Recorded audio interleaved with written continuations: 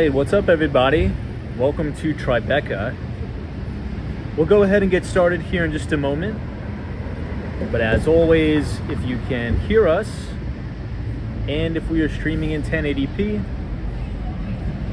as well as if you refresh your web browser, you should be able to rewind the live stream. Assuming that's all working, we'll get started here in just a moment. I want to welcome you all to White Street in Tribeca. Thanks so much for joining. We'll get started here momentarily.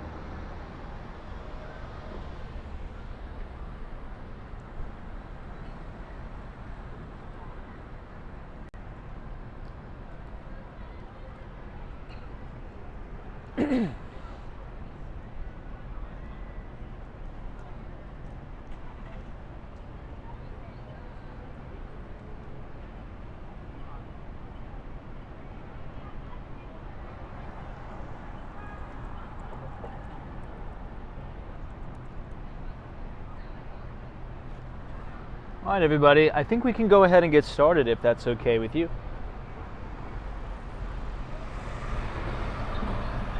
Well, good evening, everybody, and welcome back to Walks and Wall Street.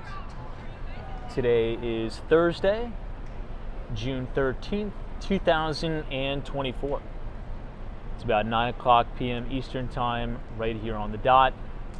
We're reporting live from the corner of Church Street and White Street. This is pretty much in the heart of Tribeca here. Now, I'm so excited to be able to start this broadcast off in Tribeca because I've been wanting to come down here for quite some time. And I've always been locked away in my office in Midtown, particularly 57th Street and Madison. So I had a showing here, I would say maybe 1 or 2 hours ago at 5 Franklin Place. If you want to check out one of our listings right here in Tribeca, it's a beautiful 3-bedroom, 3.5 bathroom. It has a pool, has a gym, has a children's playroom, and it even has its own parking garage. 5 Franklin Place, Unit 8A, just around the corner here. But what I think we're probably going to do tonight is we'll head over the Brooklyn Bridge yet again, and then if we have time, well, first of all, let's go to the World Trade Center. We'll walk around the 9/11 Memorial. We'll take a look at that, which is always amazing. We'll take a little bit of a spin around Zuccotti Park, which is the place that the Occupy Wall Street movement and the Occupy Wall Street protests originally happened, right there at Zuccotti Park. We'll take a walk down to Wall Street and Trinity Church. We'll check out the new development, One Wall Street, which is the largest office, well, I should say, residential to office to residential conversion in the city's history. We'll check that out by Harry Macalo. We'll take a walk past the New York Stock Exchange as well as Federal Hall, and then mosey our way down to the one and only South Street Seaport, the Tin Building, and then we'll go over the Brooklyn Bridge. If we have time by the end of the broadcast, well, maybe we can get a little bit of a halfway head start over the Manhattan Bridge. So with that being said, everybody, we'll just do a quick recap of what happened in the financial markets over the last 24 to 48 hours. If you didn't join last night's broadcast, well, yesterday was a pretty big day on the street. Number one, we got the inflation data from the Bureau of Labor Statistics. If you type !CPI in the chat, you'll get the headline number with all of the different infographics and subcategories of CPI. We came in at 3.3%. less than expectations, making good progress there. Not done yet. And then last but not least, we heard from Federal Reserve Chairman Jerome Powell. At the FOMC meeting, they decided to leave interest rates unchanged. The Fed funds rate is currently in a target range of 5.25% to 5.5%. On Wall Street, the equity market performed pretty good today, up 12 points on the S&P 500, closing at a brand new all-time record high. Now, yesterday, we had an intraday all-time record high, but today we have a closing new all-time record high, which is just a little bit below the all-time intraday high that was set yesterday. We'll take a look at the NDX, which is the ticker symbol for the NASDAQ 100. Yet again, printing fresh new all-time record highs for the NASDAQ 100, up about 111 points, or about 0.5%, 19,576 on the NASDAQ. Lots of selling pressure into the power hour, which is 3 o'clock. We'll talk about that. And then last but not least, the DJI, which is the Dow 30, the Dow Jones Industrial Average, was down about 65 points on the day, closing at 38,647. Last thing we need to talk about, last but not least, everybody go ahead and check your email if you have not already. On Thursday, I should say last Thursday, we sent out our free investing newsletter called Behind the Street. If you want to sign up to receive all of our free equity research every other Thursday, right as the market is closing, well, just go ahead and scan the QR code on your screen and punch in your email, and it'll bring you right to the Behind the Street newsletter. We talked about a lot, the growing wealth gap in the United States, and we did a little bit of a history lesson on ZIRP, which stands for Zero Interest Rate Policy, that was enacted by the Federal Reserve to help us get out of the 2008 financial crisis.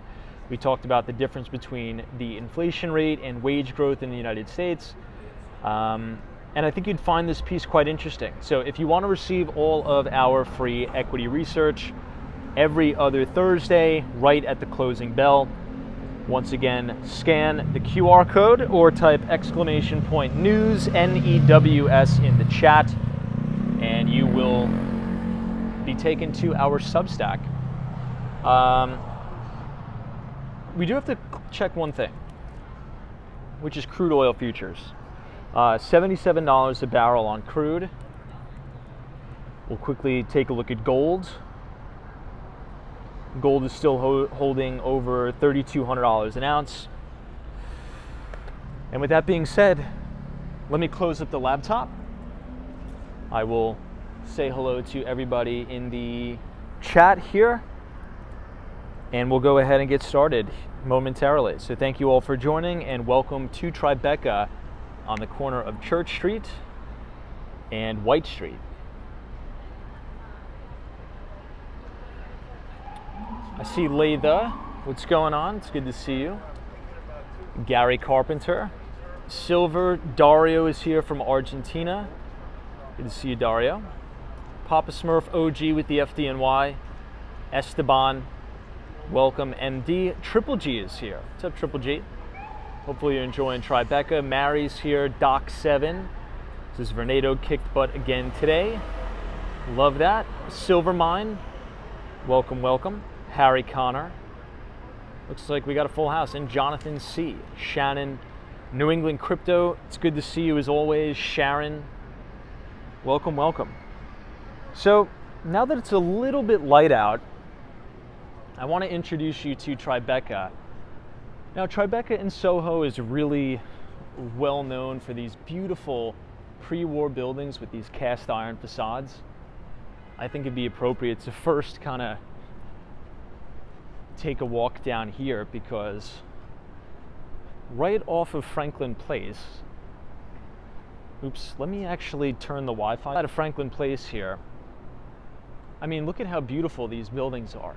Many of them have these really, really heavy and durable cast iron facades. Many of them have these beautiful brick facades with these fire escapes. And the majority of the apartments here, if you're going to be buying or renting in one of these older buildings, are these loft style apartments. which are known for having these really big open concept living rooms, really open concept living spaces in general, and major high ceilings. Like you can kind of see in some of these apartments here, huge ceilings, those beautiful windows, a lot of exposed beam. And again, the cast iron facades. Hey Myra, what's up? Colton Manning is here. Good to see you. I love Tribeca too. It's such a unique neighborhood. I mean, look at the stairs going all the way up. And the sunsets are beautiful. We're gonna see the World Trade Center. But this is a nice change from, Midtown Manhattan, Billionaires Row, where we always are, where you just kind of see the same type of architecture, right? It's the super tall, ritzy, covered in glass skyscrapers. But if you get down to Soho, if you get down to Tribeca, Lower East Side, East Village, check this out. These are, massive cast iron. This is built to last. They don't make buildings like this anymore. And I think they look pretty beautiful with all the lights on in the inside. You can kind of see some of that exposed brick in that loft right there. And this will give you an idea just how old some of these buildings are. This is 55 White Street, 1861. So these buildings are extremely old. They're built to last, and the architectural integrity of the neighborhood is beautiful. It's unbelievable. Now, this is Franklin Place, which I've taken you guys before.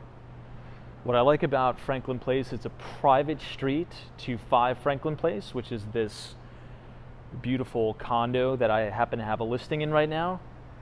You have these Belgian block streets.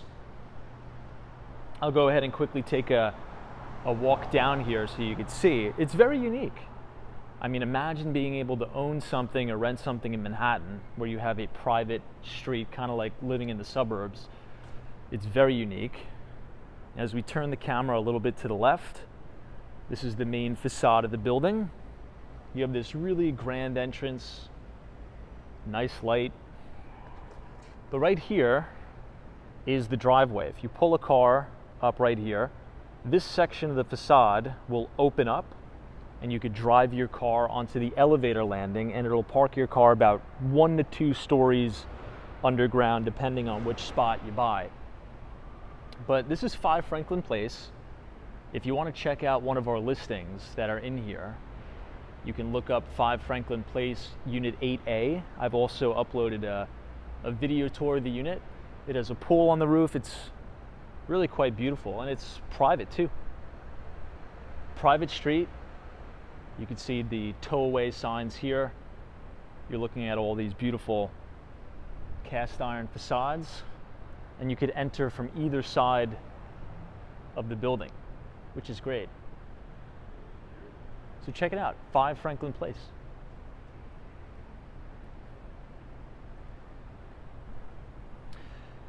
Hey, Pops is here. What's going on? Thanks for joining. We'll just do one quick walk of Canal Street, actually, and then we will head down towards the Seaport area, which should be pretty lively tonight because it is a Thursday night.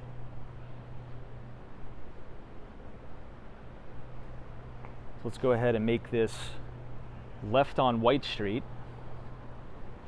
Yeah, Dario says it's very quiet. Quite the juxtaposition from where we usually start off the broadcasts. Now, Tribeca, I'd really say over the last 5 to 7 years, has been the neighborhood, like the happening neighborhood where everybody wants to live, everyone wants to rent and buy. But you're actually starting to see some material cooling here. And a lot of the listings have price cuts, which I think is pretty normal, right? It's not the market that you had in 2021 when you had bidding wars for pretty much every property. The cost of money is significantly more expensive, and the New York City real estate market, generally speaking, is pretty much in a stalemate. Not a lot of deals getting done, if any, and sellers are very, very reluctant on dropping their prices. This is the Roxy Hotel. This is very famous, but my favorite view is right when you make this left, because look at that. You have a pretty unique view of 55 Leonard. 55 Leonard is also nicknamed the Jenga building. This is probably one of the staple buildings in Tribeca. And if you turn the camera back over to the right, this is looking northbound. You can see the beautiful spire of the Empire State Building. But let me take you to Canal Street, because I just kind of want to orient you guys in the right direction.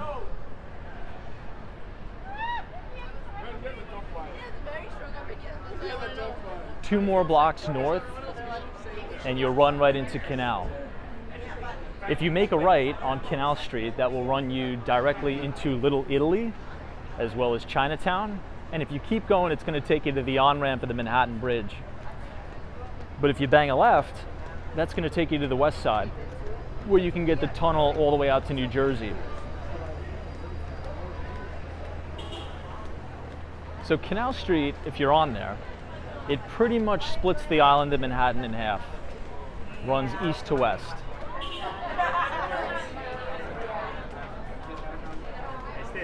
Lots of outdoor dining tonight.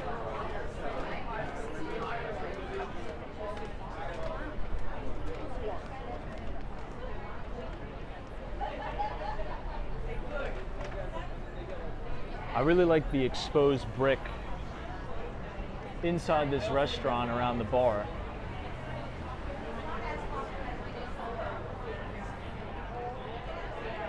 And you can see that half moon just off to the right, 55 Leonard.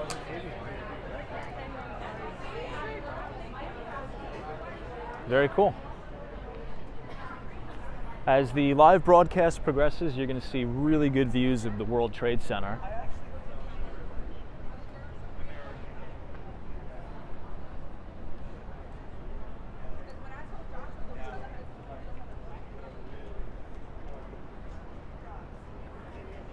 Here's a cool view of 55 Leonard, and just off to the right, One World Trade.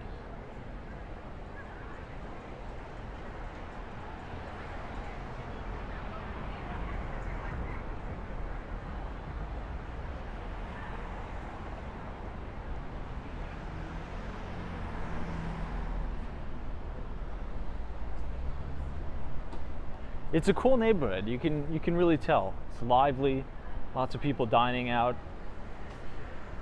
It's the best during the summer. This is like the perfect time of year to come here, by far. Or blood orange. Komisch von der Verteilung.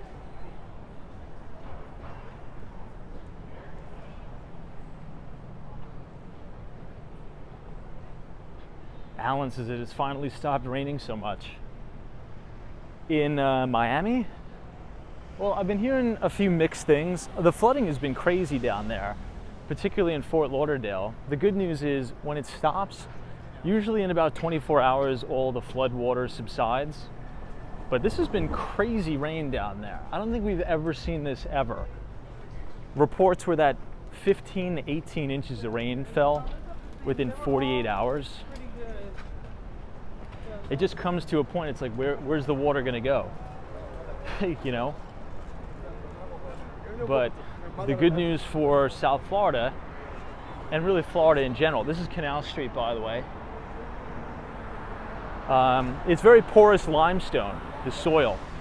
So all the water just kind of goes right away. So we're now on Canal Street. You can see very, very busy road. Runs east to west. We're on the corner of Church Street. And it's more of like a grungy environment. And I'm not saying that in a bad way at all. Just as like a descriptive term.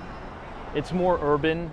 You could really you know, tell that more urban kind of environment feel. Not super polished and posh like you would have on 57th Street.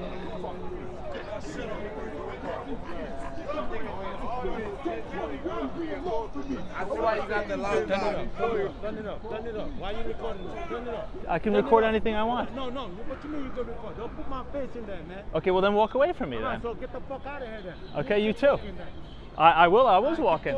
Yeah, I'll do whatever I want, pal. Yeah. But come back. You do whatever you want. Come back this way. See if I want to break that shit. You want me to walk or come back, pal? Yeah, go sell your cheap bullshit.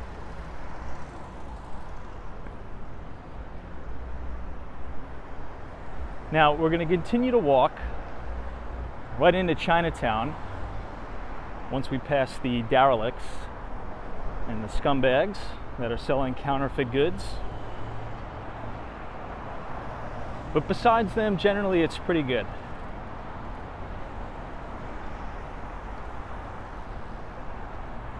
Yeah, Lay does like make up your mind. The guy's like, keep walking. I'm like, I am gonna keep walking. He's like, wait, come back. Like, what do you want me to do? Do you want me to come back, or do you want to, you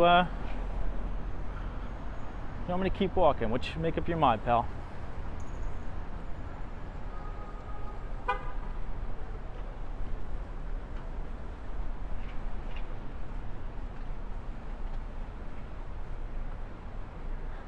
Now this is the main Canal Street station. You can get the N, Q, R, and W trains. Yeah, it's just. Are you gonna want to go home and change?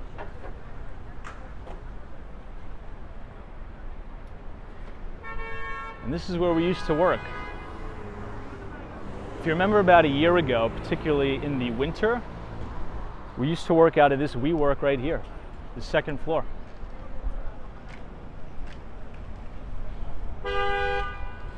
Now this will run you all the way to City Hall. We actually walked down here last night, went all the way to the Brooklyn Bridge.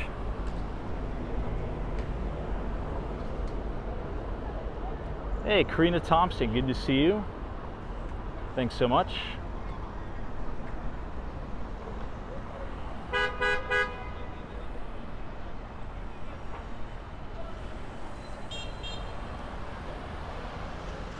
Let's take one pass of Canal Street. The restaurant should still be open.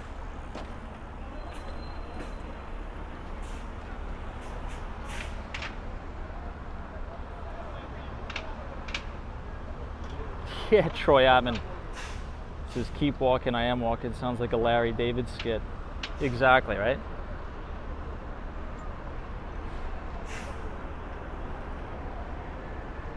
Now, when I was coming out of a showing, this was probably, I want to say early, no, it was probably late March. I was coming out of showing this apartment here at 5 Franklin Place, and all of a sudden this huge stampede pretty much almost breaks out with all these guys that are selling this stuff. And it was because I guess there was a few undercover NYPD officers that were essentially seizing all of the counterfeit goods, and everybody was freaking out, and it caused like a huge stampede down Canal Street.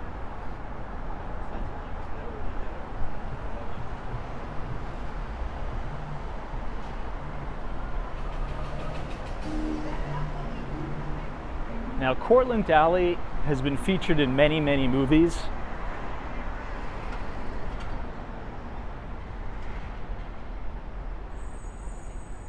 Definitely has a really cool vibe to it.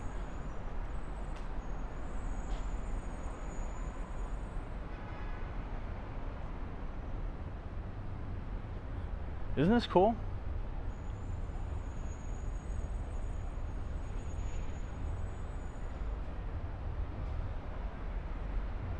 Yeah, New England crypto. That is true. Says that's why homie didn't want you filming his fake watches. Hey, tough. That's what I got to say about that. Tough. Hey Cosmo, good to see you, man. We are finally back in town. We've escaped the floodwaters of Miami just in time. There was 18 inches of rain that fell within 48 hours.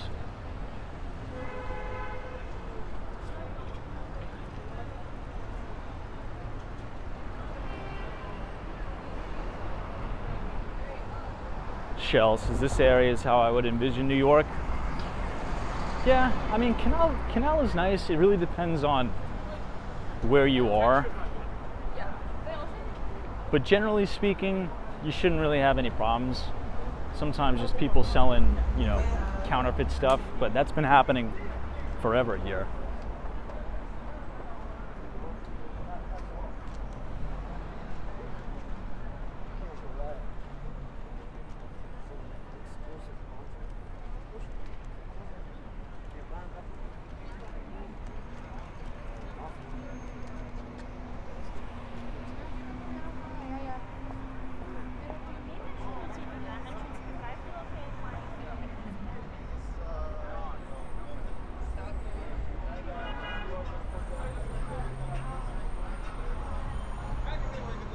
Hey, Steve Gonzalez, good to see you. Thanks so much for joining us. JK, welcome.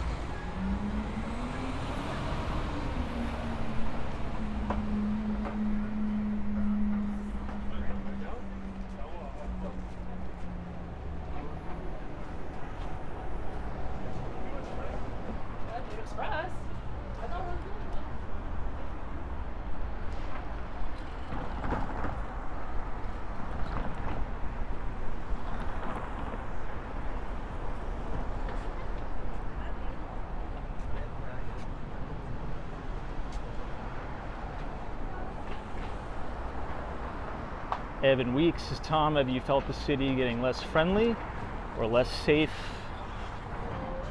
in recent years? I keep reading articles that say that, but I don't know if it's factual. Well, look, I think generally speaking, if you're a guy walking around the city, you're not gonna have any issue, right? At all. Where it kind of gets sketchy, like the situation we were just in, if I was a female, it probably would have been different.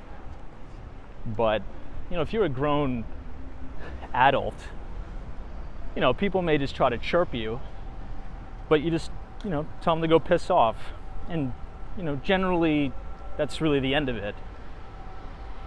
But, I would say this. There's been more petty crime and more crazy people in the subway as of late. The NYPD is trying to do the best they can to try to combat that, which I would say generally speaking, they are doing a pretty good job. The problem is, it's not with the law enforcement, it's really the DAs. I mean, the NYPD, oh, hold on one second. Sorry. The NYPD can make the arrests, they do their job, and I think the NYPD is pretty good. The problem is, it's just kind of like a catch and release. So the people who are doing these kind of petty crimes, shoplifting the stores, maybe they'll steal someone's iPhone or something like that. They're really in and out in the same day. So what you have is so many repeat offenders that are not being taken off the streets in perpetuity, if that makes sense. Because all the data shows that there's a very, very small subsegment of people that are creating the lion's share of the crime, particularly in theft, right? So Mayor Eric Adams is at least trying to change that, but it really is not an NYPD problem, it's the district attorney's issue.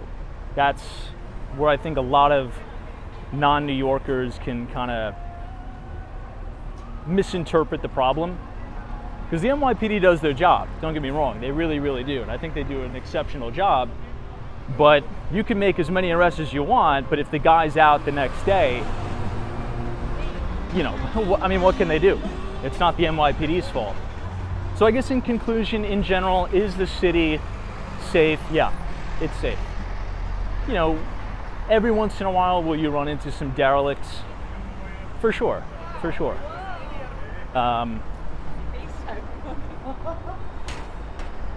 And the subways are not the best, but you just need to avoid it at certain kind of different hours of the day. All right, let's take a quick walk through Chinatown here.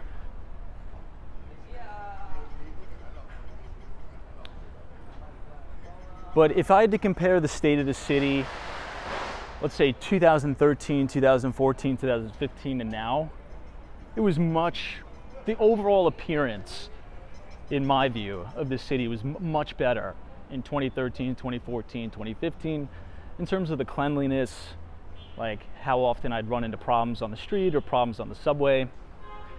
And most of this stuff, by the way, a lot of it goes unreported, just because people don't want to deal with it, right? So a lot of the kind of petty, nonsensical crime that kind of should be reported, a lot of it really goes unreported, so it doesn't really show up in the statistics. More importantly, this is my favorite restaurant in Chinatown. 456 New Shanghai Restaurant, 69 Mott Street.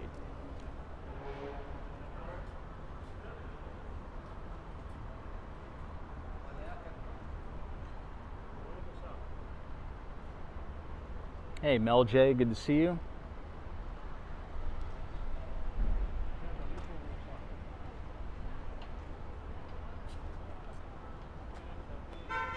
So this place is very good. If you like kind of very spicy hot pot style food, let me cross the street just to give you a better look. This spot's really good, but it's a little expensive. It's kind of like a malatang Chinese soup.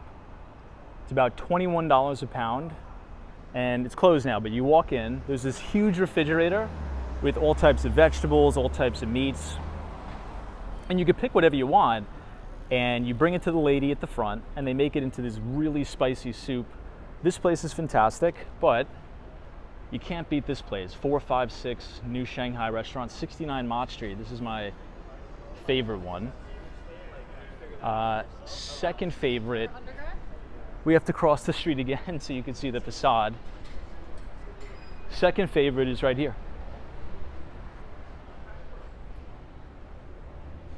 61 Mott Street, Ming Wong Restaurant, very good. So this is the triangle of the three best restaurants in my opinion. 61 Mott, which has a really nice facade with these red fire escapes here.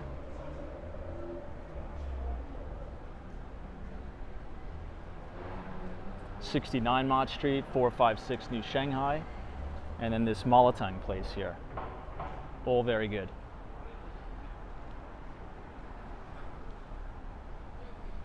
And the paper lanterns that are strung in between the buildings are beautiful too.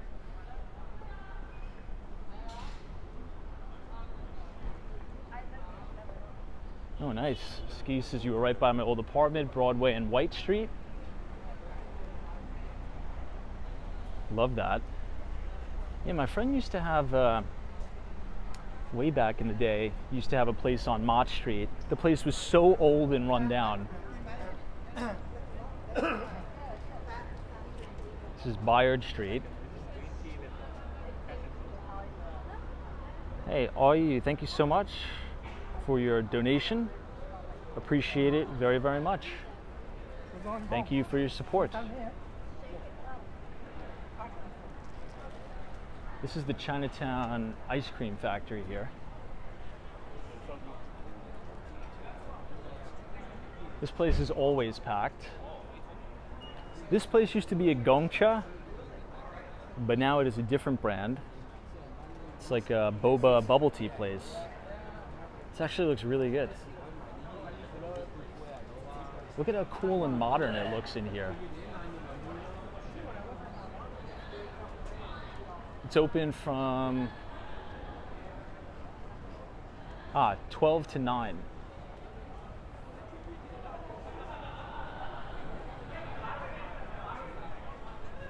That's bubble tea, I think, is Taiwanese, like a Taiwanese tea drink.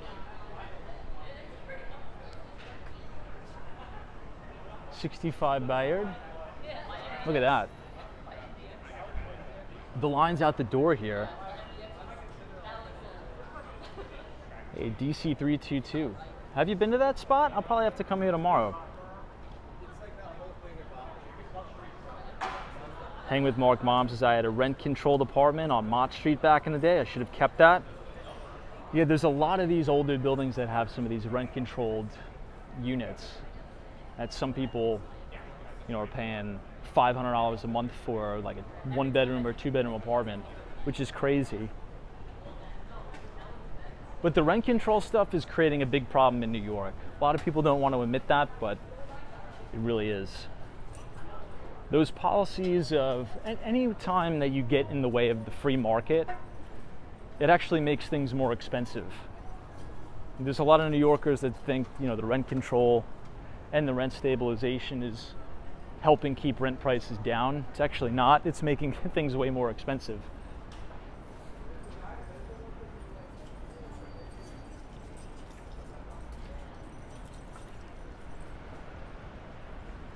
But what do you guys think of Chinatown?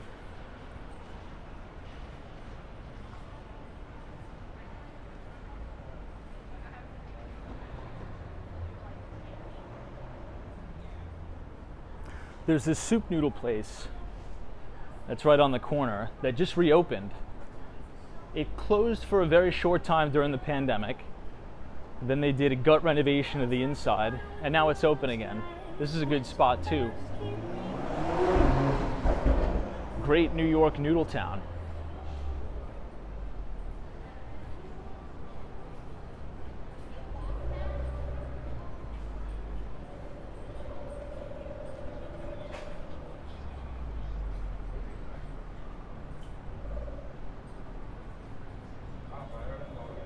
Right on the Bowery.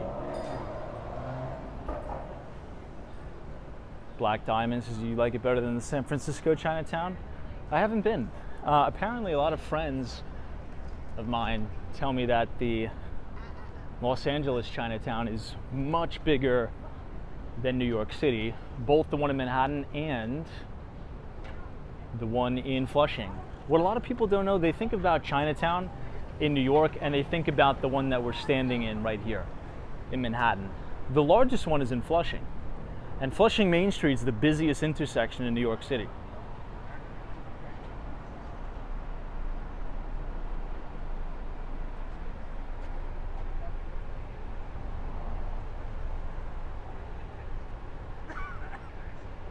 This place is really good, and it's packed too.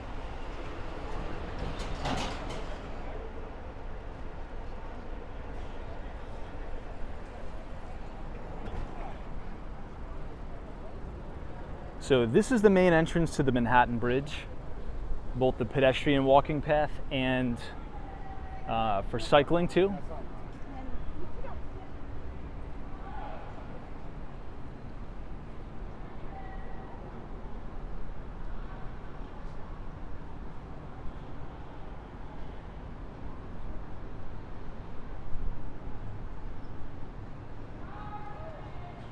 Hey, Peter says, I like Chinese food as I lived in Shanghai for a few summers. Yeah, I think I like a lot of the dim sum stuff, like small portions, soup dumplings. It's probably my favorite type of cuisine. Now, where I'm about to take you is my favorite spot in Chinatown. Oftentimes on the weekends, I actually close this down to street traffic and make it pedestrians only.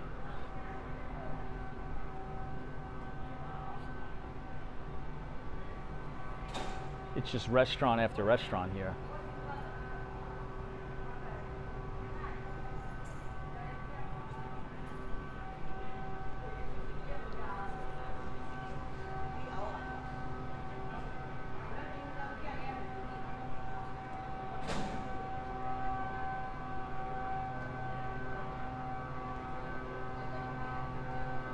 Isn't this really cool? This is Doyer Street, but we're on Pell Street.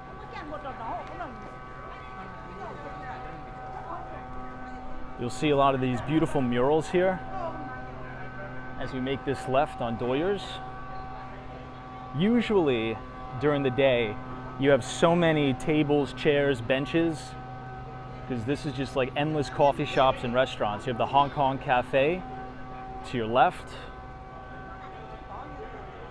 and then you have this other coffee shop to your right. So if you come here during the day, again, if you want to come here yourself, this is Pell Street.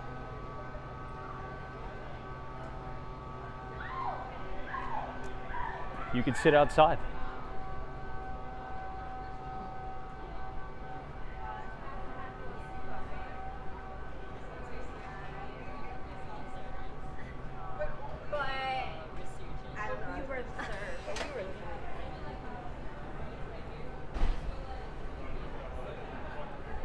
Wow, this is new. This looks like another tea place. I haven't seen this before.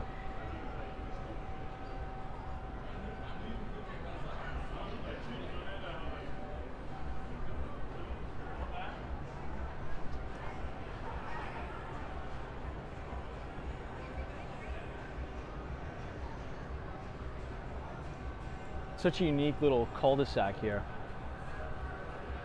Hey, Hawaii, just love the random street paintings around the city. I do too. There's an even better one here, but it's kind of obstructed by scaffolding a little bit. Look at how cool this bar is. You can see on the inside there. Almost looks like a little speakeasy type place. Isn't that cool?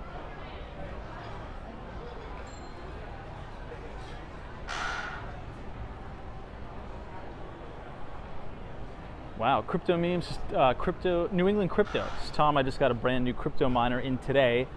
Big high-end heavy duty, not even released to the public yet. Dude, send me some video. Send me an email, I'd love to take a look at it. And let me know if you reached out to Peter Saddington yet. He has a huge mining facility in Georgia, in rural Georgia. This is tasty hand-pulled noodles. This place is always packed. This is Doyers Street Plaza.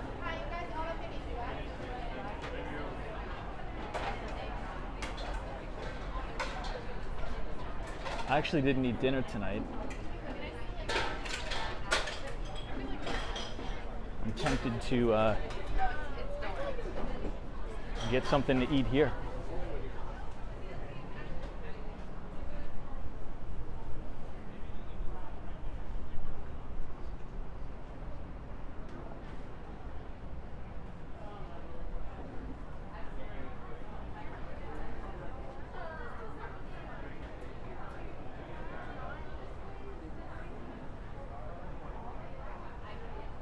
Pretty cool, right?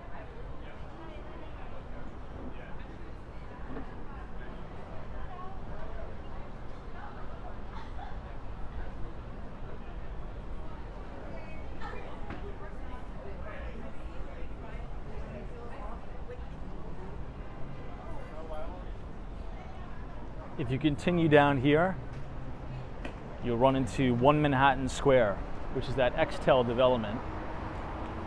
You know what, since I never take you guys over here and it's a pretty nice night, I think we have enough time for a little bit of a detour.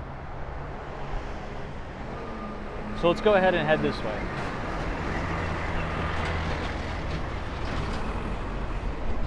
I'll just wait for the light.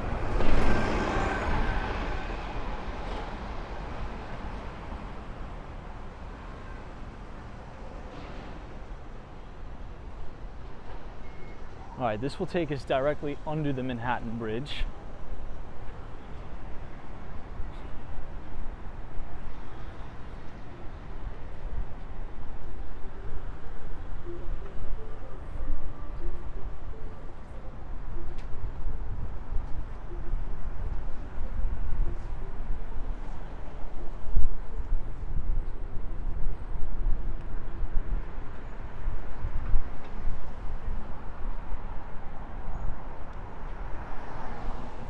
You have to check out the video I took during the day. It looks like a completely different neighborhood. at night and when you're touring it during the day.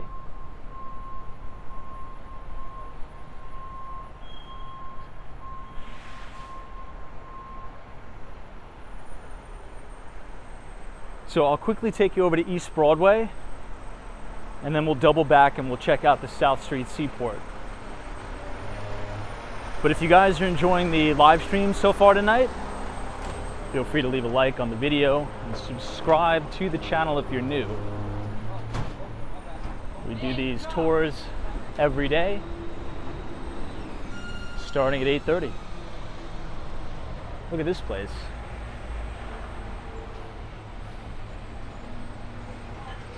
Dim Sum Palace. It's pretty busy too.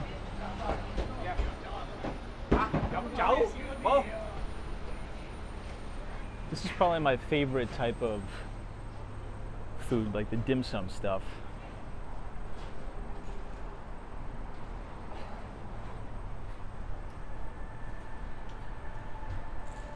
There used to be a dollar dumpling place. I think closed down.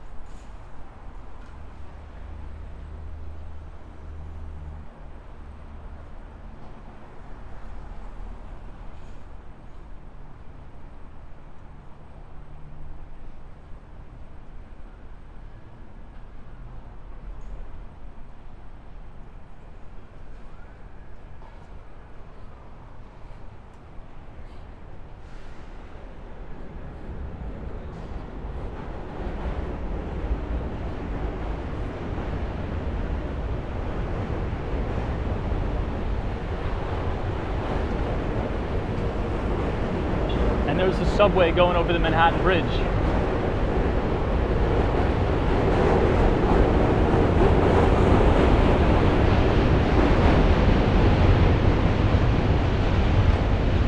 So that big building in the distance is One Manhattan Square. This is that new Extel development.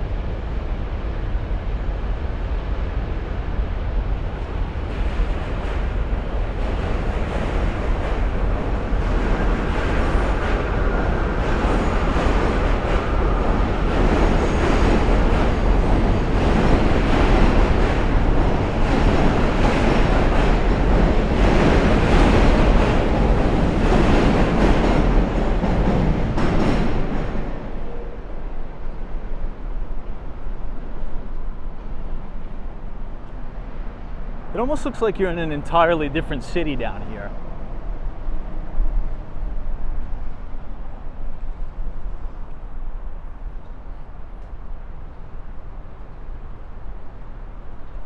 Stylish Bunny says you like the South Street Seaport area. I do too.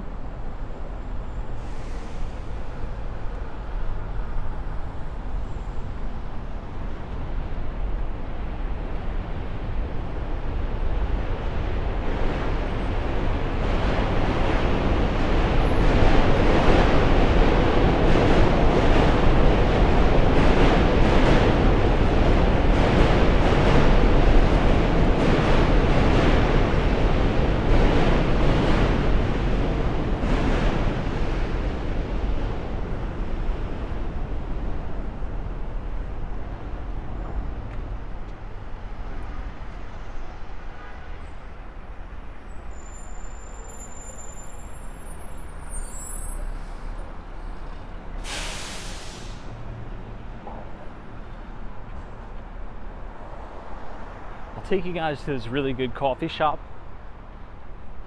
I just have to remember where it is. But the menu they have is crazy, and there's only like literally 3 seats in the place. It's this little tiny hole in the wall. They have 3 mini bar stools that you could sit at. And I think it may be open till 1 a.m.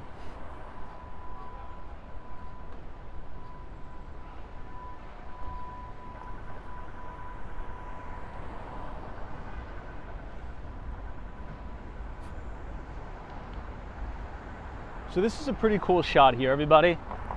You have the Manhattan Bridge and One Manhattan Square in the same shot.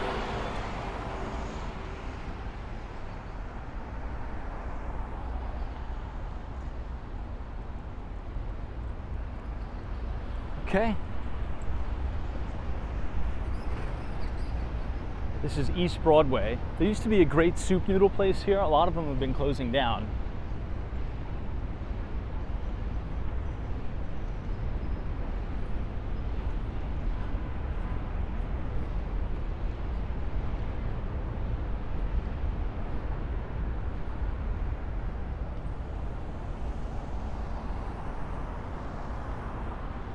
Look at this building.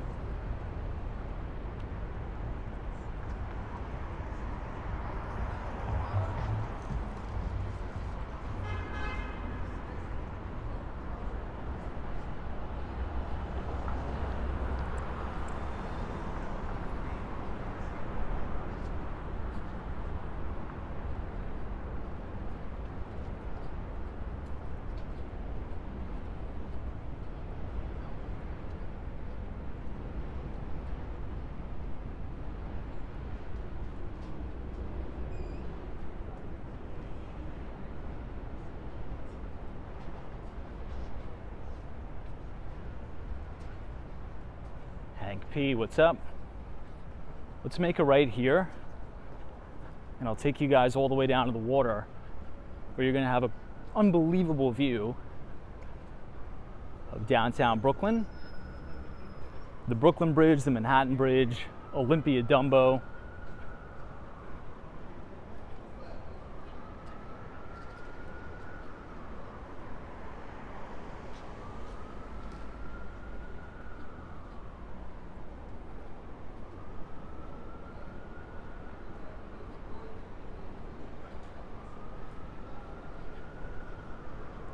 MG says it seems like there's no police presence here, particularly in comparison to your Midtown Manhattan walks. Yeah, mainly because where we usually are, that's the main business district, right? And there's a lot of tourists there. This, you know, if you're a tourist, you're really not going to come here, specifically at night. Here's one cop right here. This is a cool neighborhood. It has an interesting vibe. I'd say very underexplored on this channel. We just never really have enough time to come down here. But it's cool. It's freezing down here in the winter because it's close to the water. But look at this. It's a pretty cool bar.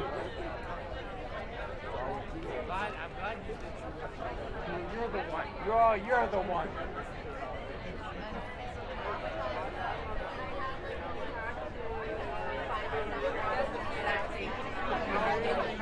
Wow, it's packed in there. It's alive. So my friend Lauren was like doing.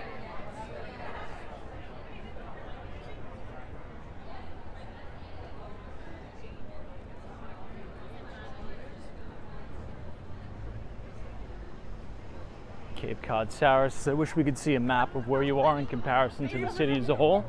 Yeah, I mean, if you just pull up Google Maps and navigate to Canal Street,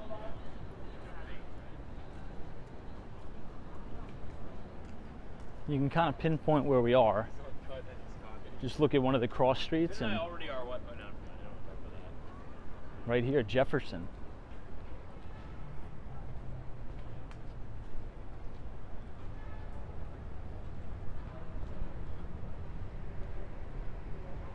Okay, let's make this right, and I'll take you guys to the water.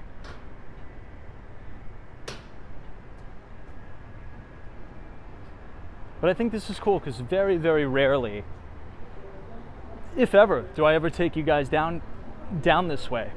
Pretty much never.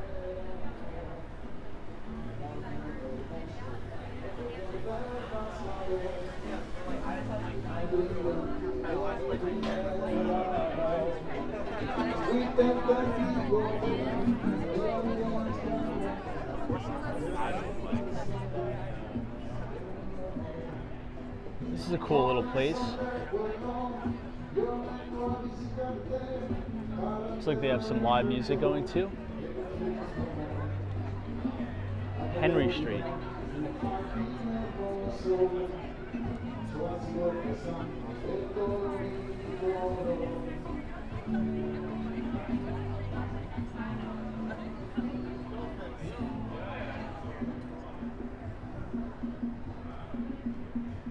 You're going to see athletic fields coming up in here in a bit.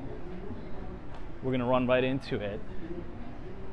And they're building this new park right alongside the river that's going to go all the way under the Brooklyn Bridge, all the way under the Manhattan Bridge, and loop you around right to where we need to go anyway, which is South Street Seaport.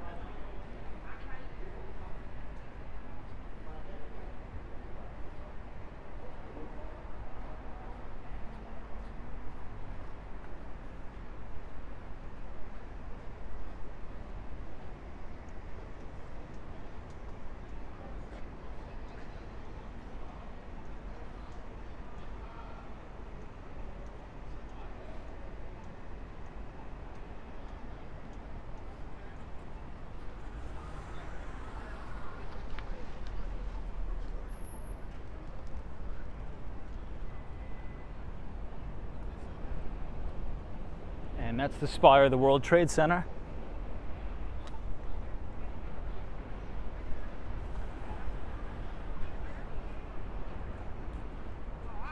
Gracie S. Says, hey Tom, my friend just opened up a coffee shop in 19 Rector Street.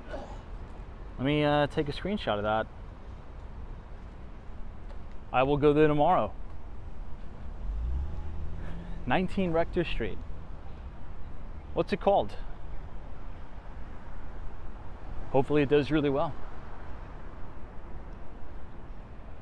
Congrats on that.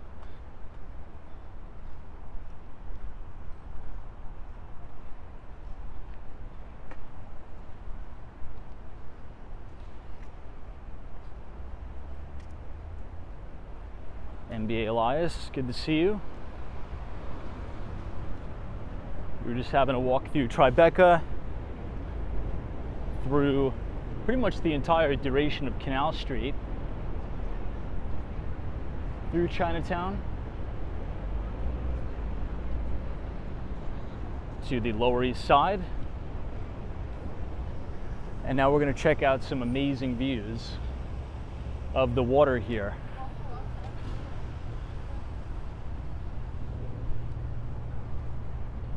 See the main Manhattan Bridge, and there you have that big building is One Manhattan Square.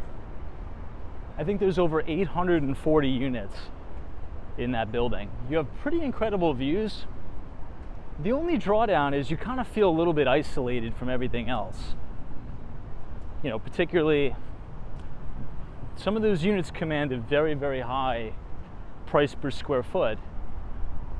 So if you're comparing it to some of the other developments that are going up, like Midtown, that are Extel, also on the Upper West Side, 65 or 55 West 65th Street is the newest Extel development. I think it just topped out maybe 2 weeks ago. Big amenity package, big list prices. To command that for a project down here, that's pretty impressive. I think the units rent well, but it's a little bit far out, especially if you work in Midtown. I'll take you guys literally right by it. We'll walk past the front door.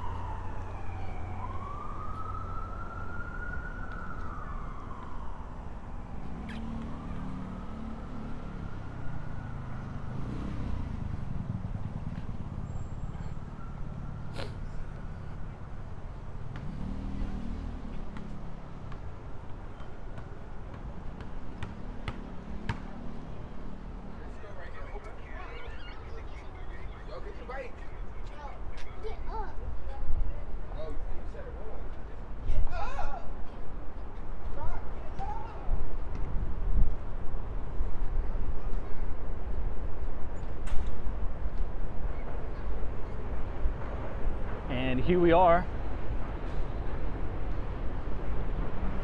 at the bridge.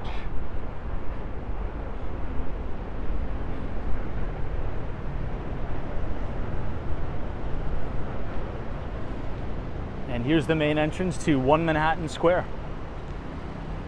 Look at the color of that Tesla. Very cool.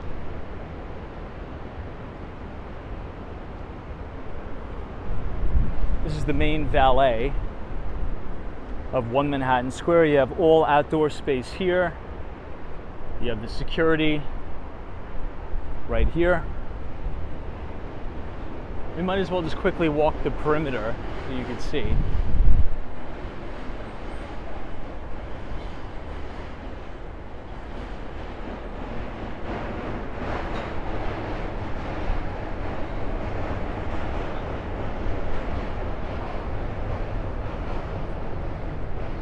You guys are going to love this view.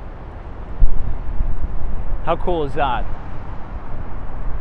So we're walking right under the Manhattan Bridge right now. To the left of us is 1 Manhattan Square, and to the right is the Brooklyn Bridge.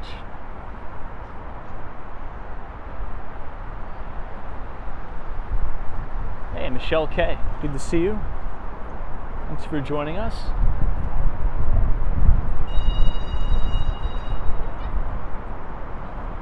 Here's another entrance to 1 Manhattan Square.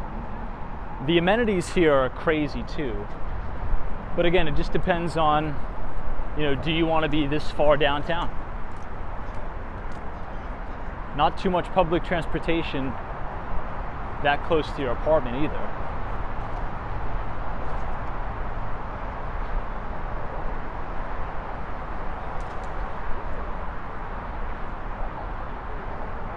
So this is what I was talking about. You guys are going to love this.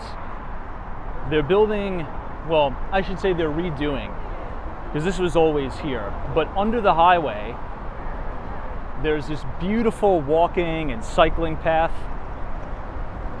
that pretty much loops around the entire island of Manhattan. They've installed benches, places to sit. You're overlooking the river.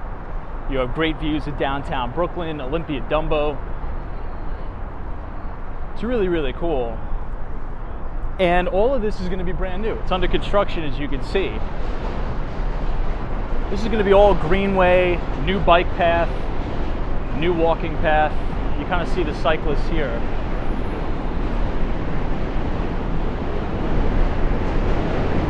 Now, how cool is this?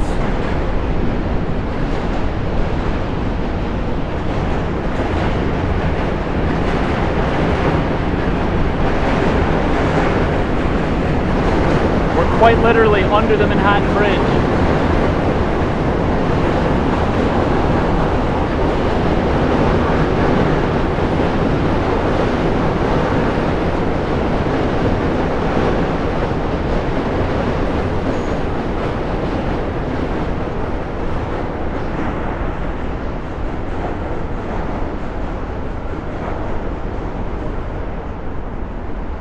And you're looking at a beautiful, beautiful view of the Brooklyn Bridge right here.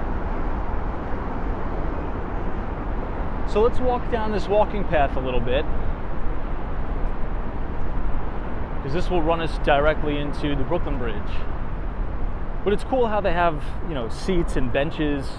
You can kind of come here, sit down, take in the view. Now, I want to quickly point out this new development, because this is one of my favorite new projects in Brooklyn right now. This building right here is called Olympia Dumbo. You guys got to check that project out. It's unreal. Some of the units that have full floor units with balconies overlooking the Brooklyn Bridge, it's pretty unreal, the view. It's almost as if you're levitating over the Brooklyn Bridge. The views are insane.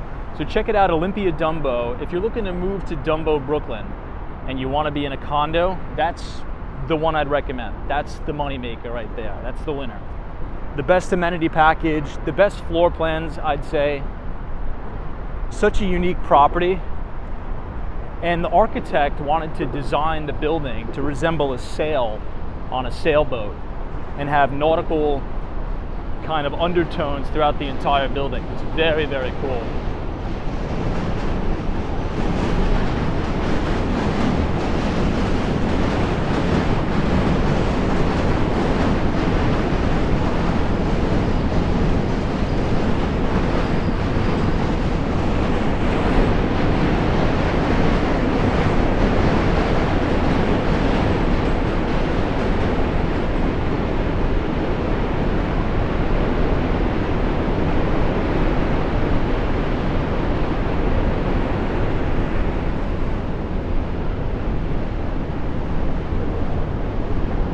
Now, if you look all the way in the distance and you see that big green box, that's where we're headed. That's the South Street Seaport District. And the building just to the right of that is the Tin Building. And that is home to Jean-Georges.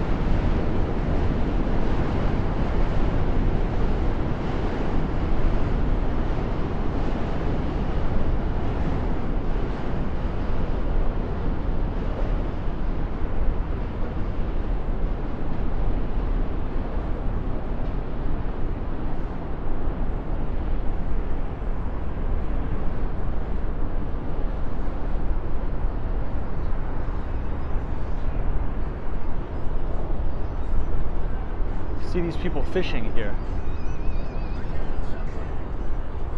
Pretty cool, right?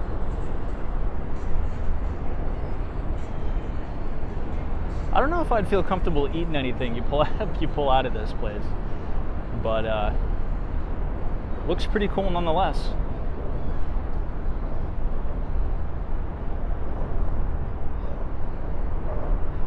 Now, this would be an unbelievable walking path if you didn't have this highway suspended above.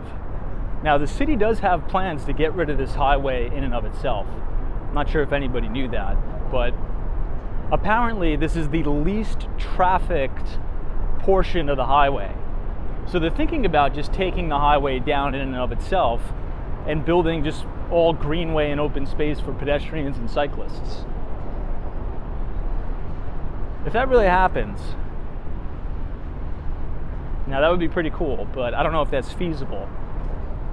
It's just a little bit noisy to hear all the cars whizzing by overhead.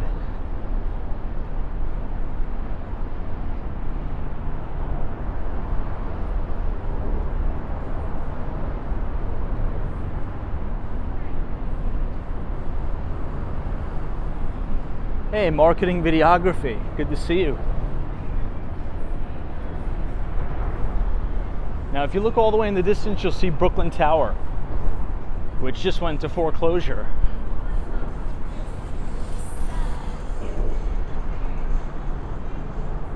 But if you guys are enjoying the live stream so far tonight, feel free to leave a like on the video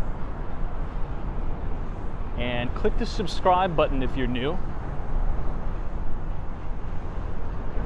We do these streams every day starting at 8:45. Now, the Brooklyn Bridge, as you've seen yesterday, has all of the scaffolding down now. They've finished the renovations. And you have all brand new lights on the Brooklyn Bridge. So it illuminates really, really nice. I mean, look at how pretty that looks, this view.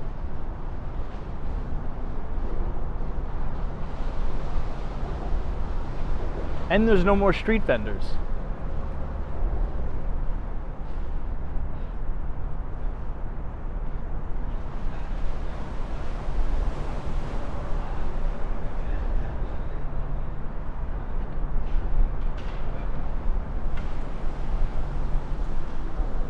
And we can't walk any further because it's all under construction. So we'll make a quick detour and then we'll get back on track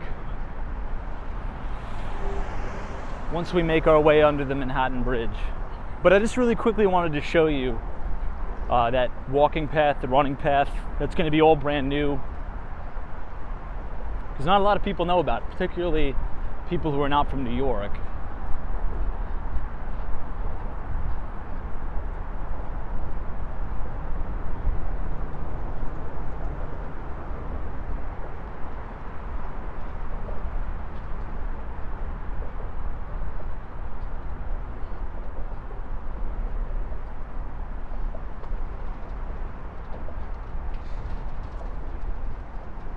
So what do you guys think so far? Thumbs up, thumbs down? Any critiques? You guys think it's a little bit too loud? Could you see yourself walking or running there? What do you think? Pretty cool view of the World Trade Center. I see Western Mass Dave in the chat. What's up, Dave? Thanks for joining us.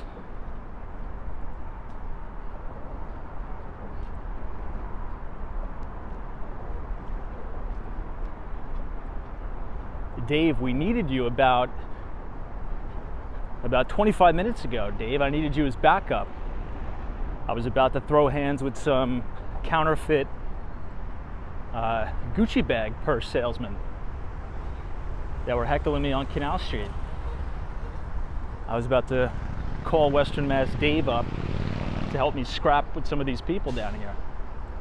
All right, anyway, so we're gonna curve to the right here, and then we're gonna make another left. This is gonna be a pretty cool view too, because right under the, I should say the main trusses of the bridge, you're gonna have a cool view of that Olympia Dumbo.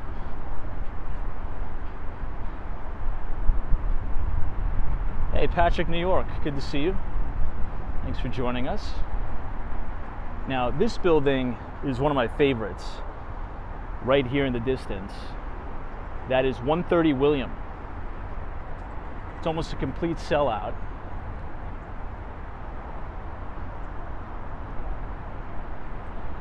And 130 William, some of the higher units also have great views of the Brooklyn Bridge.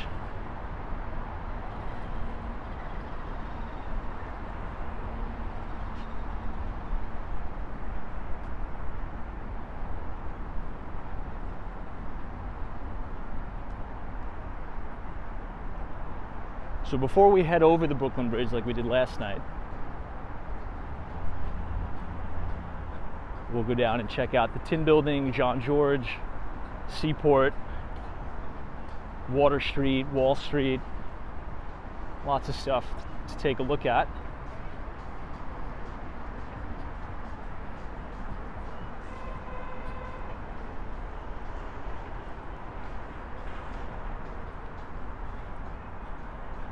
I think all this parking is MTA and NYPD, I think.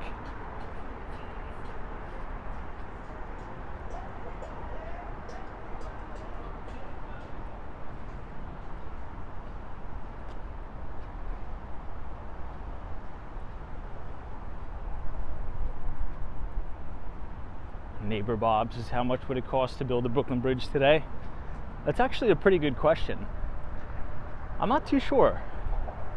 Now, as a reference point, you know, whatever happened to that big bridge that collapsed? Remember that big tanker earlier this year slammed into that main bridge? I feel like we haven't heard about it. I feel like that just like went out of the news cycle. Who else remembers that? That big tanker that slammed into that bridge. And I think unfortunately 4 people were on the bridge when it collapsed and they passed away. It's horrible. But I feel like I've just never heard anything of it since that tragedy.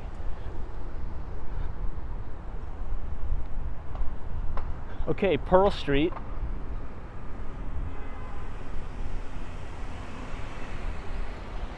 Pretty unique view. 130 William to your left. World Trade Center to your right.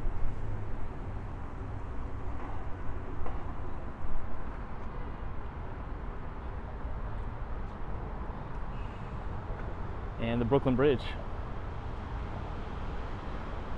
Oh, Chad says they just reopened for shipping. Well, that's good news, thank God.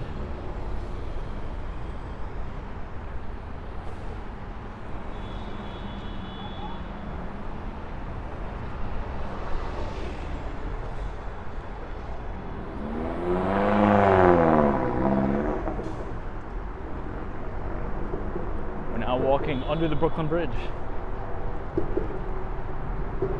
Now, if you make this right, that's going to take you to Pace University. So if you remember kind of where we were last night, we're pretty much the opposite, right? We're just a little bit south of that. So if you make a right, that'll bring you to Pace University and City Hall. But we're going to continue to go straight down. We'll wait for this car. And then we're going to make a left. And that's going to bring us to the Seaport District of Manhattan. And I think you guys are going to like it a lot. And it should be pretty busy too. This is Dover Street. So right up here is Pace.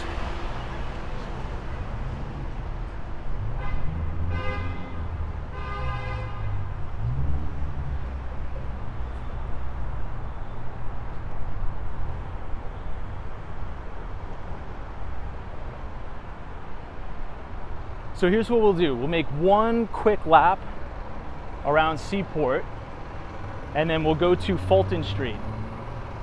Now, as you head up Fulton Street, you're going to get probably one of the most photographed places in the city, because you have this perfectly centered view of the World Trade Center, and just off to the right of Fulton, you have William, which this big building is built.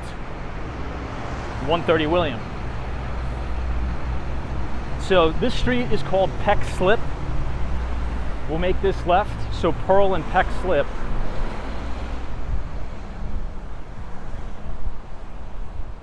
We're going to pass 2 restaurants, and then we're going to make this other right. And I think this should bring us past some steakhouse. I'm just blanking on the name of it though. Quick update on this piece of real estate here. This one that you're looking at has had to halt construction. So the Department of Buildings came in and did an inspection, and apparently it turns out that if they continue construction on that building, it runs the risk of full collapse. And I think they did the foundation wrong. The concrete didn't settle properly, they didn't use the right PSI. I don't know the exact story, but the problem is they pre-sold some of the units there. So I'm not too sure how that's going to work out for people who already put their deposits down for the pre-sale. Anyway, let's continue down.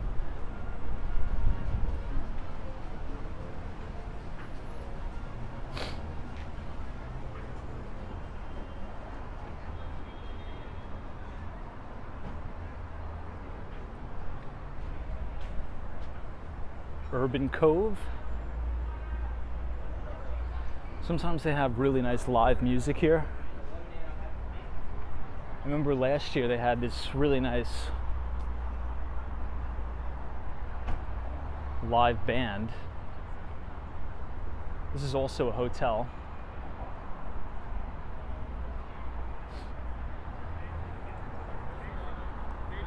Now I want to point out one thing to everybody. These are the original Belgian block streets of Manhattan. And you'll see them a lot down here. You'll also see them a lot on Stone Street. We may or may not have time to check out Stone Street tonight.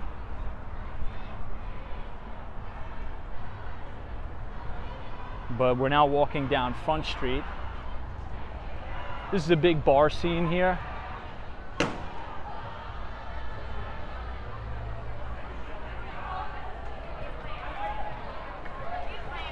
This place looks fun. Look at this guy.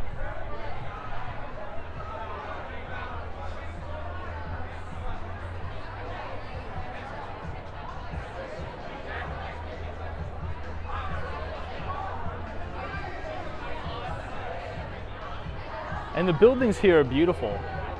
These buildings are over 100 years old, many of them.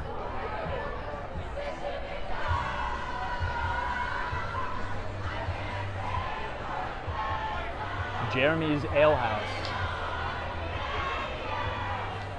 Now here's the real question, everybody. Could you imagine this bar absolutely rocking here and you living in the apartments above it?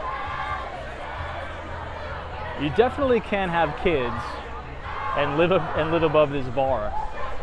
The floor will probably be shaking all night.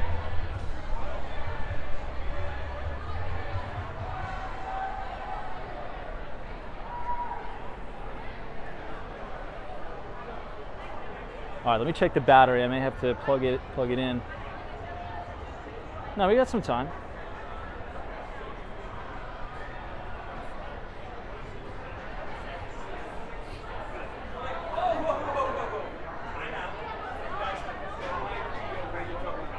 I really like the outdoor dining setups here.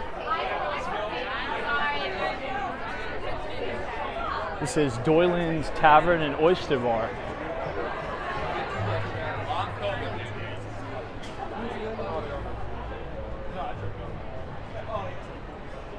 Wow, look at how beautiful this building is. Right on the corner of Front Street.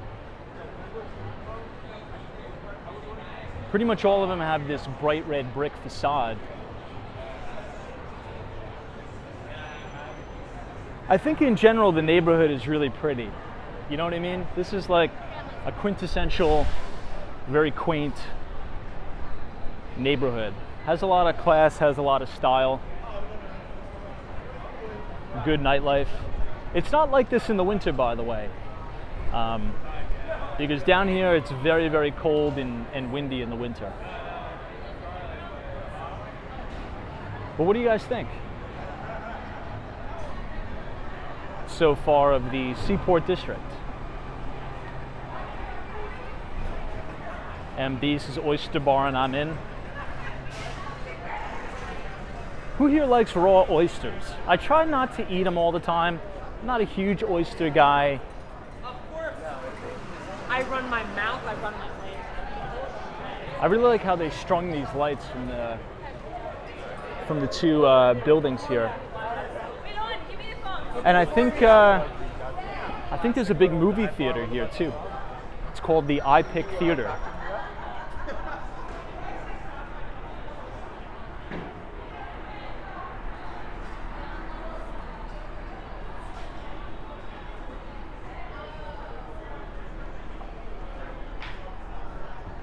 Man, I love it down here. Looks like they're just cleaning up after a party.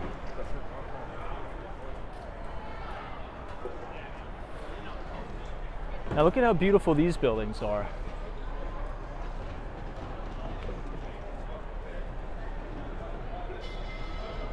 Doesn't this look insane right here? These buildings with those classic smokestacks. Now that's the building that is the problem building. I don't know what they're gonna have to do with that. I think they may need to take that building down.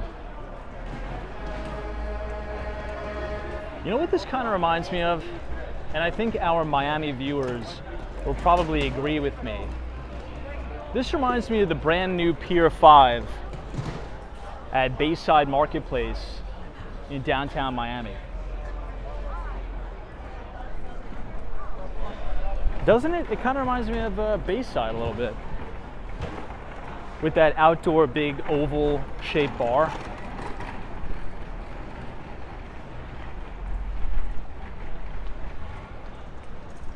Hey, Jeff in Southern Tier, New York. What's up, Jeff? Oof, there's the wind.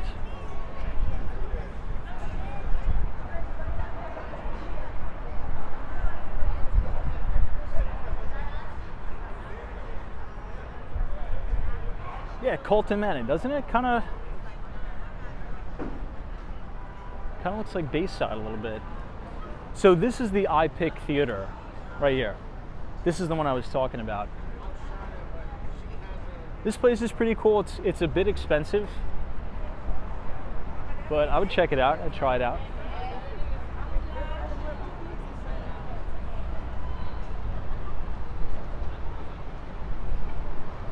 Michael Honk says, hey Tom, when are you going to Miami again? Maybe when all the rain stops. I mean, it's flooding like crazy down there. I got out just in time. Miami, Fort Lauderdale, Palm Beach, all of that is flooding like we've never seen flooding like this ever in Miami's history.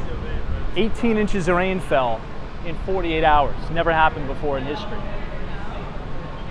Okay, everybody, welcome to Pier 17, South Street Seaport.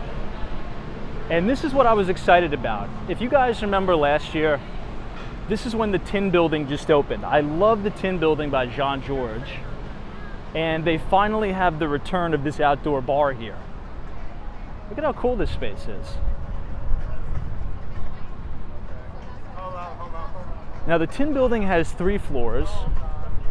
It's kind of like Julia and Henry's in Miami, where there's tons of different restaurants, shops, you know, cafes, places to eat. But in the summer, they have this really nice outdoor bar. You can get a drink, a cocktail, hang out after work. They have all these chairs and tables set up. You can eat outside. I like it. I love it. They even have pretty much full-on couches, if you will, like outdoor couch, chairs, furniture.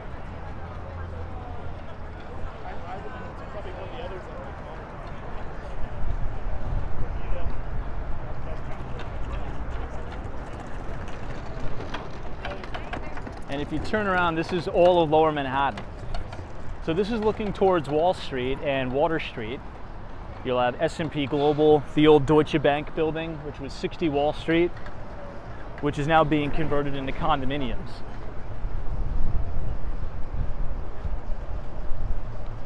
Yeah, go for hockey says it's a great place to meet with a client, for sure. I always say there's no place like New York City in the summer. There's just so many things to do, and the places that are kind of inoperable in the winter, like this place we're standing right now, you really can't come here in the winter, really comes to life in the summer. I would take you guys inside the Tin Building, but the internet is non-existent in there.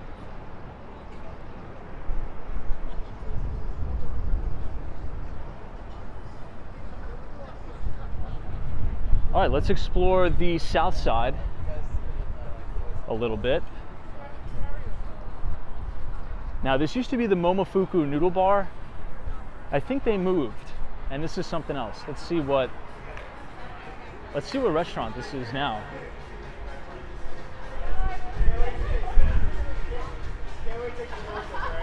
Lion Lagoon.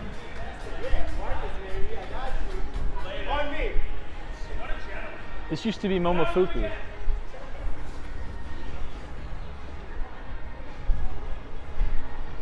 So you have the rooftop at Pier 17. This looks like an ice cream shop. I'll take you guys to where I ate dinner once, which has just an insane view of the Brooklyn Bridge. But first, I think I need to put you guys down so I can plug in my phone. Let me do that.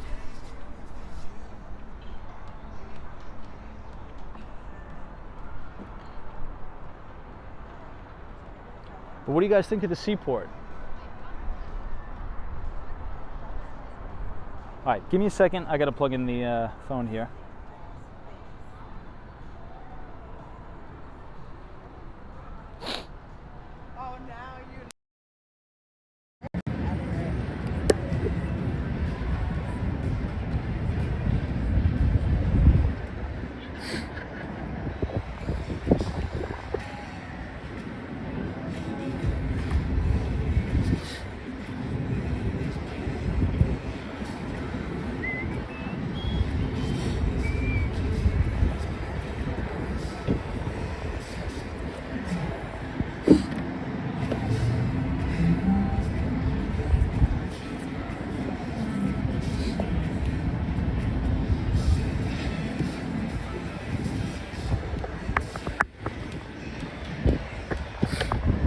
Okay.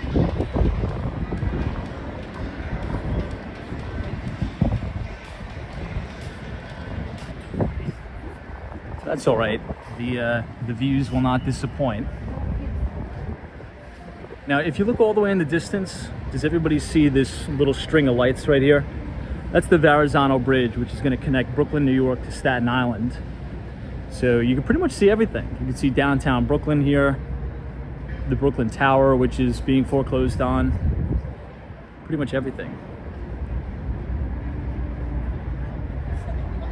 Look how beautiful this is. Right as we make this left, you see the Brooklyn Bridge coming into view. And this is a better shot of Olympia Dumbo. You know what, let me zoom in on Olympia Dumbo for you guys. So this building right here, this one, that's Olympia Dumbo. Some of the best views of Lower Manhattan you'll ever get in that building, by far. Not even a competition. And for some context, that big building here, we just walked right in front of that. That is 1 Manhattan Square.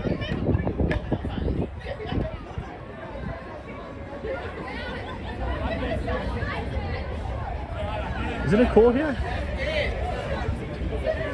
Sometimes they have this open. Ah, they do have this open.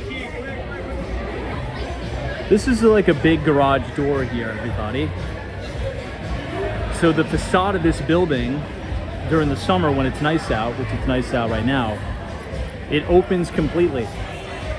So it creates an outdoor dining experience right on the boardwalk. And when you're dining, this is your view.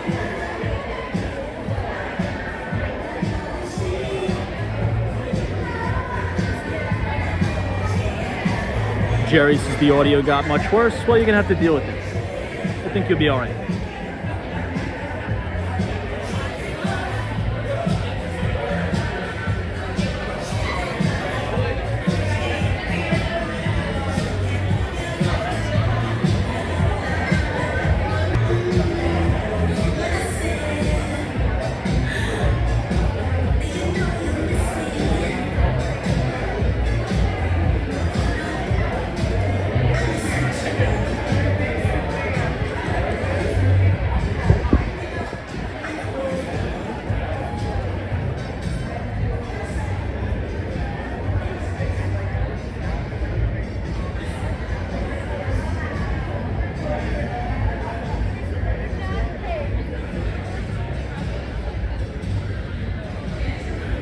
All right, one more view on the back side of the restaurant.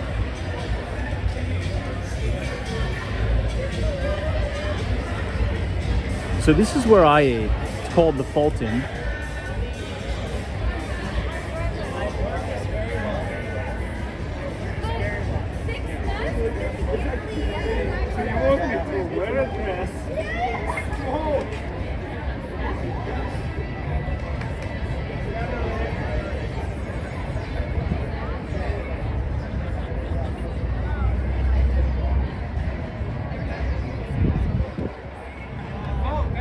I think this is my favorite view. The Brooklyn Bridge with the Manhattan Bridge in the background and the Williamsburg Bridge in the background and 1 Manhattan Square. This is all outdoor seating. You can come in, hang out.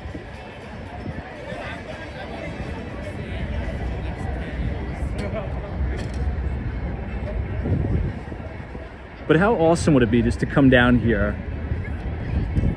sit right here at night, maybe read a book, and overlook the Brooklyn Bridge and all of downtown Brooklyn.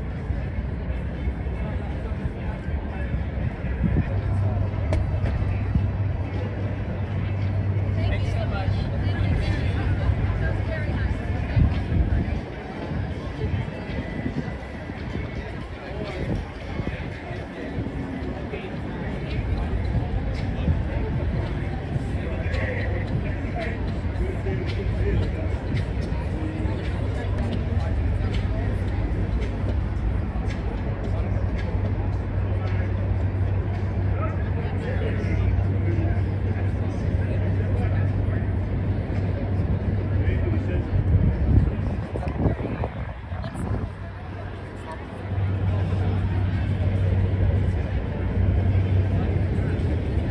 All right, let's head back to the seaport.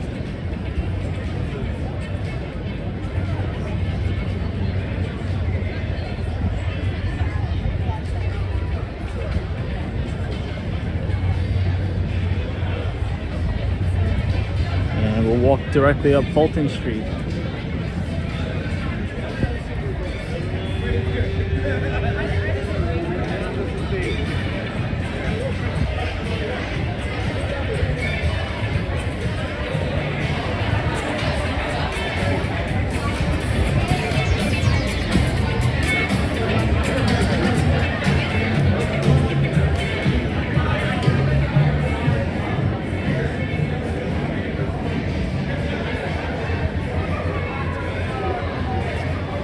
Mark Francis, thanks so much.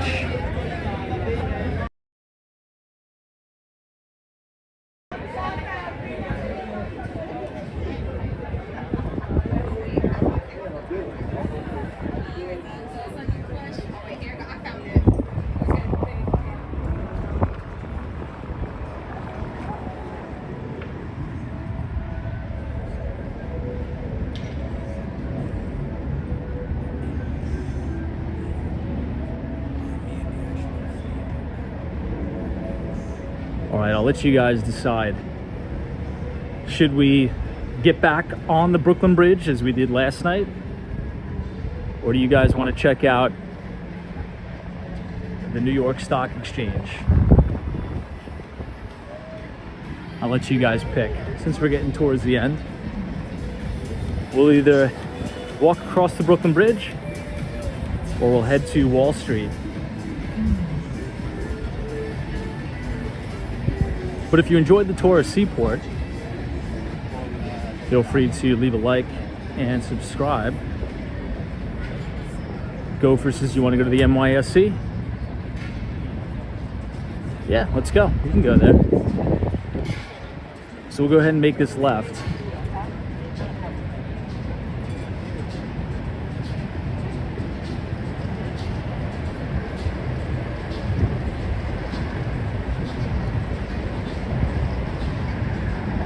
Oops, hold on one second.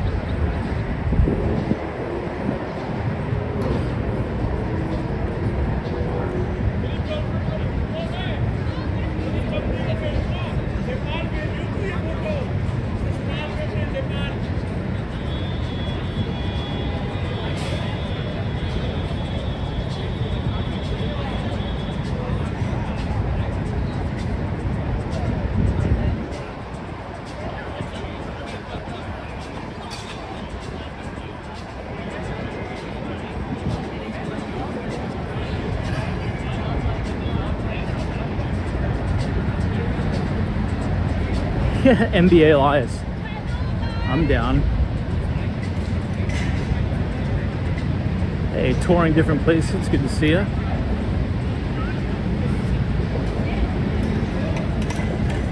I definitely got to get something to eat.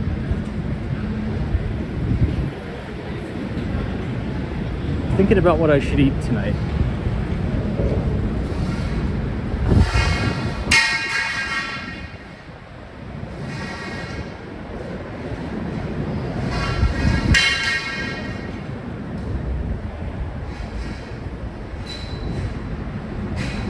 All right, everybody, so we'll walk all the way down to Wall Street and then we'll make a right and we will pass my old office. And you're gonna notice a lot of different things happening on Wall Street. Lots and lots of different things. Many of the office buildings down here in Lower Manhattan are vacant, so they're actively trying to convert them into condos. Now, my old office, I used to work 82 Wall Street. That's actually now a hotel.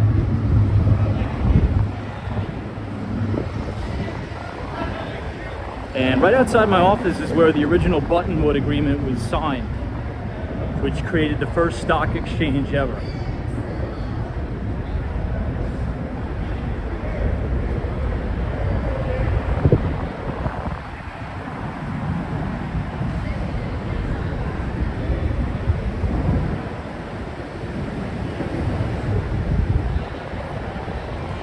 Industry Kitchen.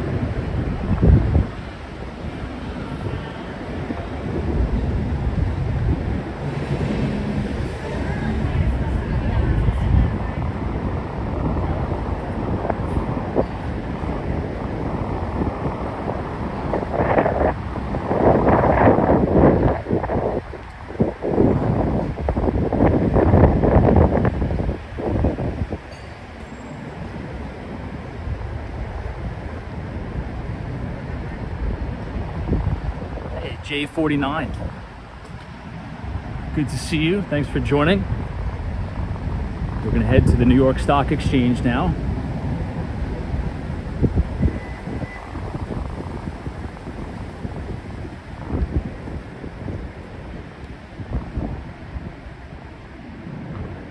Quinn says New York City is more interesting than Miami. Well, I guess that depends on how much money you have, honestly.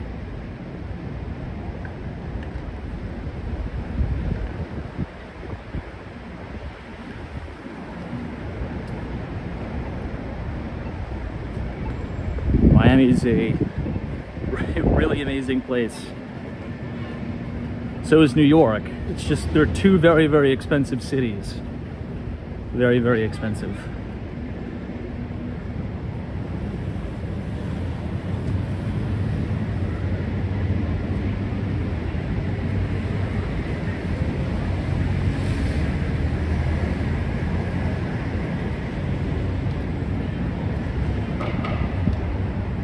So we just passed the old AIG building,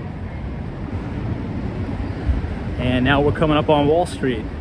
So we're gonna make a right, and you'll be able to see the Trinity Church all the way at the end of Wall Street.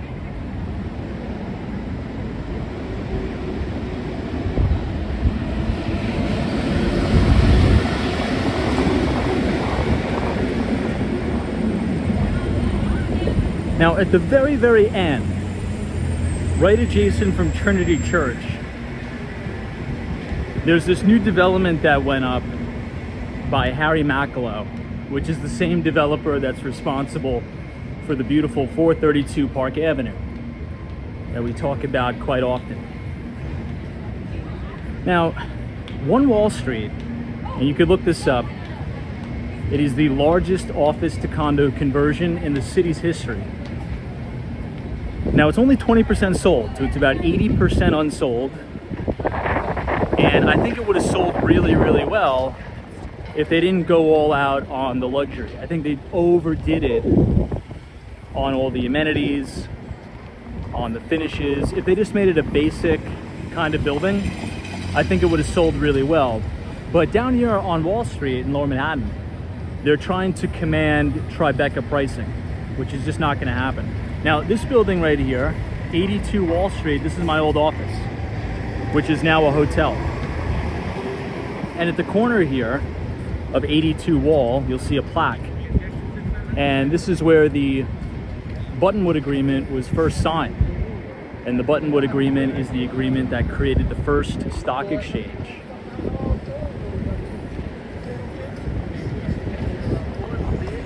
If you continue down Wall Street, down here, that's going to take you to the South Ferry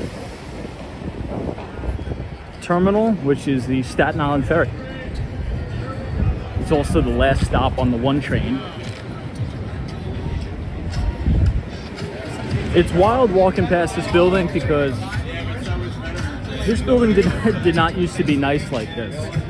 This was a very old and ratty office building with some retail shops underground. Now you have this, look at how gorgeous the lobby is of the Wall Street Hotel. It's beautiful.